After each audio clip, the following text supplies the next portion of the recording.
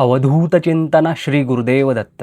सर्वप्रथम मी तुम्हाला अगदी खात्रीने सांगतो, अशी गूढ गुप्त माहिती तुम्ही कुठे ऐकली नसेल आणि ती तुम्हाला कोणीच सांगितली नसेल. ना कोणत्याही मठात तुम्हाला कोणत्याही आध्यात्मिक गुरूंनी सांगितलेली असेल, नाही तुम्हाला यूट्यूबवर त्याची व्हिडिओ मिळेल. तुम्हाला पहिल्यांदा आमच्या चॅनलवर अशी अद्भुत अलौकिक माहिती मिळणार आहे, जी तुम्ही कधीच ऐकली नसेल. आम्ही नेहमीच अशा दत्तभक्तीपर विलक्षण व्हिडिओ घेऊन येत असतो, ज्या भक्तांना खूपच उपयुक्त ठरतात. म्हणूनच अशा दत्तभक्तीपर व्हिडिओसाठी आमच्या चॅनलला सबस्क्राईब करा आणि या दत्तपरिवाराचे सदस्य व्हा. आणि आमच्या या मेहनतीसाठी या व्हिडिओला लाईक करा आणि जास्तीत जास्त भक्तांपर्यंत हा व्हिडिओ पोहोचवा, जेणेकरून त्यांनाही या माहितीचा उपयोग होईल. आणि हो, कमेंटमध्ये श्री गुरुदेव दत्त लिहायला विसरू नका. चला तर मग सुरुवात करूया या अद्भुत प्रवासाला. दत्त संप्रदाय हा महाराष्ट्रातील अत्यंत प्राचीन, गूढ आणि तितकाच प्रभावी संप्रदाय मानला जातो. ब्रह्मा, विष्णू आणि महेश या त्रिदेवांचे एकत्रित अवतार असलेल्या भगवान दत्तात्रेयांची उपासना करणाऱ्या या संप्रदायात बाह्य आचारांपेक्षा आंतरिक साधनेला सर्वाधिक महत्त्व दिले गेले आहे. दत्त संप्रदायाचा इतिहास, त्याचे तत्त्वज्ञान आणि त्याच्याशी जोडलेल्या गूढ कथा केवळ श्रद्धावंतांनाच नव्हे, तर अध्यात्माचा सखोल अभ्यास करणाऱ्या विचारवंतांनाही नेहमीच आकर्षित करत आले आहेत. या संप्रदायात अशा अनेक गोष्टी, विधी, ज्ञानपरंपरा आहेत, ज्या आजही सर्वसामान्य जगापासून दूर ठेवल्या जातात. गुरुशिष्य परंपरेच्या माध्यमातून केवळ पात्र साधकालाच दिल्या जाणाऱ्या अशा अनेक गुपितांपैकी 5 मुख्य रहस्यांचा वेध घेतला तर या संप्रदायाची अथांगता आणि त्याचे आध्यात्मिक सामर्थ्य आपल्याला समजून घेता येते. ही रहस्य केवळ चमत्कार दाखवण्यासाठी नसून मानवी चेतना आत्मज्ञानाच्या सर्वोच्च शिखरापर्यंत नेण्यासाठी गुप्त ठेवली गेली आहेत. या संप्रदायातील पहिले आणि अत्यंत महत्त्वाचे रहस्य म्हणजे भगवान दत्तात्रेयांचे त्रिकालबाधित अस्तित्व आणि त्यांचे चिरंजीवित्व होय. पुराणात आणि विविध दत्तग्रंथांमध्ये असा उल्लेख येतो की भगवान दत्तात्रेय हे आजही पृथ्वी तलावर सूक्ष्म रूपाने वास करत आहेत. ते अवधूत रूपात कुठेही आणि कधीही प्रकट होऊ शकतात, परंतु ते नेमके कुठे राहतात आणि त्यांच्याशी संवाद कसा साधायचा याचं एक विशिष्ट शास्त्र आहे, जे आजही गुप्त ठेवले जाते. गाणगापूर, औदुंबर, नरसोबाची वाडी किंवा गिरनार पर्वत यांसारख्या जागृत दत्तक्षेत्रांमध्ये आजही काही विशिष्ट आध्यात्मिक अनुभूती येतात असे मानले जाते. दत्त संप्रदायातील उच्च कोटीचे संत आणि साधक यांना या सूक्ष्म रूपाची प्राप्ती कशी होते याविषयीचे मूळ ज्ञान कधीही जाहीरपणे सांगण्यात येत नाही. असे म्हटले जाते की भगवान दत्तात्रेय हे कोणत्याही रूपाने, अगदी भिकाऱ्याच्या, पशुच्या किंवा मंचावर बसलेल्या एखाद्या साध्या माणसाच्या रूपातही साधकाची परीक्षा घेण्यासाठी येऊ शकतात. साधकाने आपल्या अहंकाराचा त्याग करून सर्व सजीवांमध्ये दत्तरायांना कसे पाहावे याचे जे आत्मज्ञान गुरु आपल्या शिष्याला एकांतात देतात, ते या संप्रदायाचे सर्वात मोठे गुपित आहे. हे रहस्य गुप्त ठेवण्याचे कारण असे की जर हे ज्ञान सर्वांना सहज उपलब्ध झाले तर लोक त्याचा गैरवापर करू शकतात किंवा केवळ भौतिक फायद्यासाठी चमत्काराच्या मागे धावू शकतात. या परंपरेत केवळ तीव्र वैराग्य आणि शुद्धभाव असलेल्या साधकालाच या सूक्ष्म दत्तात्रेय तत्वाची प्रचिती घेण्याची दीक्षा दिली जाते.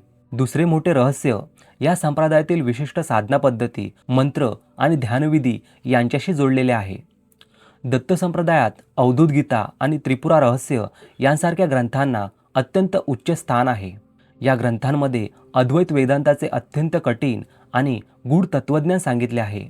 सर्वसामान्य माणसाला समजेल अशा भाषेत नामस्मरण आणि भक्तिमार्ग सांगितला असला तरी अंतरंगात केली जाणारी चक्रसाधना आणि कुंडलिनी जागृतीची प्रक्रिया अत्यंत गुप्त ठेवली जाते. दत्त संप्रदायातील संन्यासी आणि सिद्धपुरुष एका विशिष्ट पद्धतीने प्राणायाम आणि मंत्रांचा जप करतात, ज्यामुळे शरीरातील ऊर्जा केंद्रे जागृत होतात.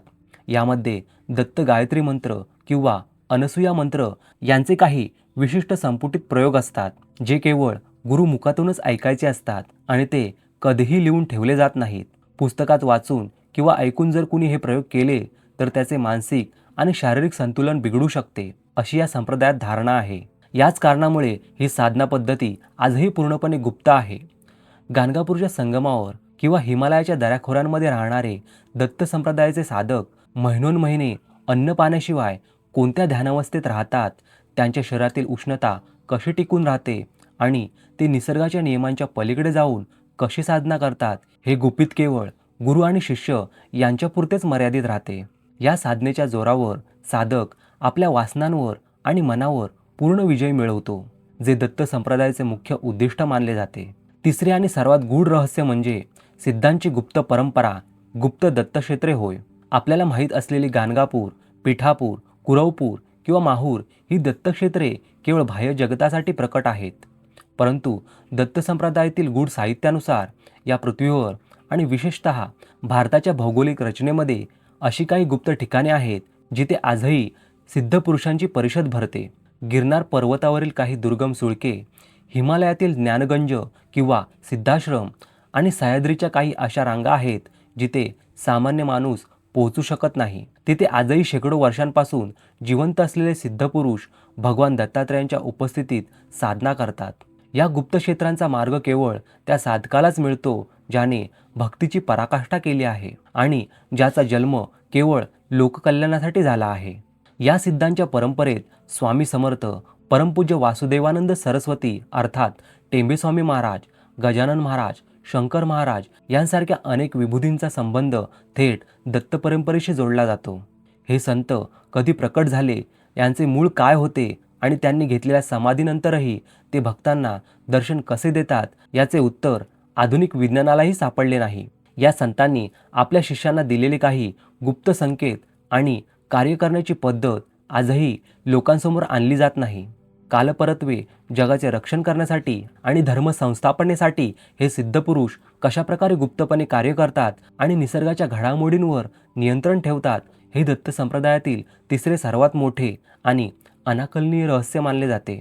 हे रहस्य अबाधित राखल्यामुळेच या संप्रदायाची पवित्रता आणि अलौकिक शक्ती आजही जशीच्या तसे टिकून आहे. जर आपण अधिक सखोल विचार केला तर दत्त संप्रदायातील या रहस्यांचा मूळ उद्देश चमत्कारांचे प्रदर्शन करणे नसून साधकाला अंतर्मुख करणे हाच आहे. भगवान दत्तात्रेय हे स्वतः अवधूत म्हणजेच मुक्त राजे आहेत, ज्यांना कोणत्याही बंधनाचे भय नाही.